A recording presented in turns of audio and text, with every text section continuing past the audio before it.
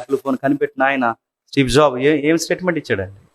నా దగ్గర జ్ఞానం ఉంది, నా దగ్గర సంపద ఉంది, నా దగ్గర పేరు ప్రఖ్యాతులు ఉన్నాయి, కానీ మరణం ఎందుకు వచ్చిందో నా దగ్గర ఆన్సర్ లేదు, చచ్చిపోతున్నాను అన్నాడు. ఒక మేధావికి అర్థం కాని ప్రశ్న గుర్తుపెట్టుకోండి. ఈ మేధావులు చనిపోతున్నప్పుడు ఎందుకు చనిపోతున్నారు? అర్థం లేకుండా చనిపోయారు. కానీ ఆవిడ దగ్గర నాలెడ్జ్ తక్కువ ఉంది, మనీ తక్కువ ఉంది.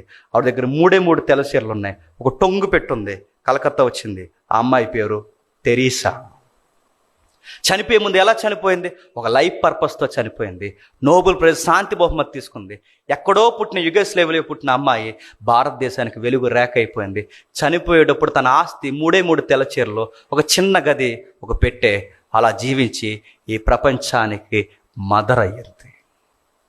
నేను అడుగుతున్నాను, మదర్ తెరీసా లైఫ్ ఎంత అర్థవంతంగా ముగిసింది, నాలెడ్జ్ ఉన్న వాళ్ళ లైఫ్ ఎంత అర్థం లేకుండా ముగిసిందో మీరు చూడండి. యేసుక్రీస్తు వారి కొరకు జీవించటం, అందులో లైఫ్ పర్పస్ ఉందండి.